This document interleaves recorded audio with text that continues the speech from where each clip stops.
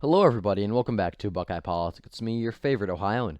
Today, we're going to be doing a deep dive in the 2022 Ohio governor race. This is obviously the race in my home state. I'm obviously from Ohio. I know that's shocking, but I am from Ohio. So, this is a race that I've been following very closely, and it's just incredible to me how well DeWine is doing and how likely it is that he's going to absolutely cruise to victory in a landslide. It's not very often that we see anymore, at least, because we have a country has become so polarized. But it's not very often that we see a Republican or a Democrat, for that matter, doing so well in a state that in a state really. I mean, other than states that they usually do well in, but in swing states, it's very rare that we see a candidate do very well. And Mike DeWine, at least based on the polls, is going to go on to win this race very handily, which is a huge surprise because for a while there, it didn't look like he was going to even win the primary. The early polls show Jim Renacci, the former congressman and Ohio Republican dude. He's been involved with the Ohio GOP for a very long time.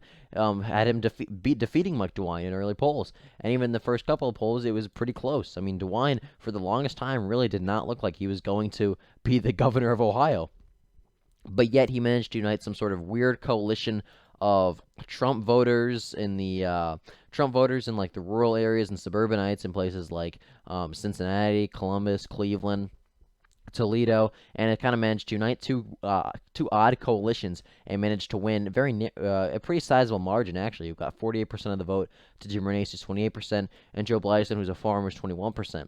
Now, if you're good at math, which I am not, but I'm still decent, so I can do the math here, you would see that if all the anti-DeWine votes from Jim Renacci and Joe Blystone and Ron Hood, who was a state representative who ran for literally no reason, I'm not sure why this dude ran at all, if you add all those votes up, you would have more than 48.1%. So DeWine could not even get 50% of Ohio Republicans to back him. So this seemed a this looked like a prime pickup for Democrats. You think, right? DeWine had come out of a very competitive primary. He lost a bunch of counties in the more Trumpian parts of the state. He didn't even get 50% of the vote in his own primary.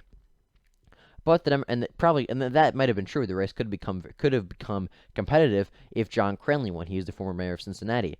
But instead, the Democratic Party of Ohio nominated Nan Whaley, the former mayor of Dayton. As you can see here, she did very well in Dayton, and she pretty much swept the entire state, except John Cranley did pretty well in like Appalachia and the Toledo area. But Nan Whaley, besides that, pretty much won everywhere else. And Nan Whaley was the worst possible candidate the Democratic Party could have put up. She is basically Elizabeth Warren, but even less likable. Somehow that's possible. But Nan Whaley, she basically looks like feminist SJW type. Like we all know the type. We've all seen the clips on Twitter and YouTube of those annoying people who are just like women's rights, abortion. It's so annoying. But she's basically one of those people. Not a very likable, not a very popular mayor, even of Dayton. She's a lot of Dayton was crime in Dayton and poverty in Dayton just skyrocketed under her leadership. She's just not a very good candidate, all things considered. And because of that, Republicans have pretty much come home to DeWine. And if we look at the polls here, he is absolutely kicking her butt. Real Clear Politics has DeWine leading by 16 points. 538 has DeWine leading by 13, and the average has him leading by about 14 to 15. Not a single poll has Nan Whaley beating Mike DeWine. Most polls have her down by about 15 to 20 points. A couple polls here and there, like this one have her only down by 3. This poll from Civics back in mid-September had her only down by about 3. That's pretty much an outlier. Pretty much every single other poll has her, other than this one, which this is a Democrat internal, so I would not trust that. But other than polls literally conducted by her campaign and a poll that's pretty much an outlier, basically every poll has DeWine absolutely obliterating Nan Whaley, which I kind of expected. Personally, I figured if DeWine did manage to somehow win his primary, he would win very handily. Because let's be real here, Republicans are going to turn out and vote for no matter who.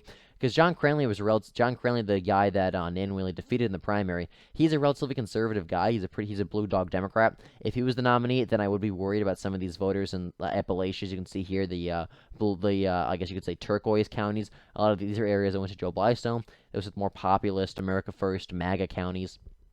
And a lot of these counties are too. But I would be kind of worried about some of those voters possibly voting for John Cranley, as he is more of a blue dog candidate, more of a moderate. But the Democrats put up Nan Whaley, who's a horrible candidate, and Trump has come around and officially endorsed DeWine for re-election. And honestly, DeWine was not too horrible to begin with. I mean, he was not great. I supported primarying him, but he was not the worst candidate we could have put up. So overall, it looks like DeWine's going to cruise to re-election here. Not a single poll is this race even close. And this is interesting because if we go back to 2018, Mike DeWine was in a very competitive race. He only defeated Richard Cordray, the Democratic nominee, by about 4 points. Ohio is usually a very critical state, and it's probably going to be in the Senate race, but the governor race, pretty much a lock for Mike DeWine. So with that, thank you for watching this video. I do hope you enjoyed, and if you did, please like and subscribe for more.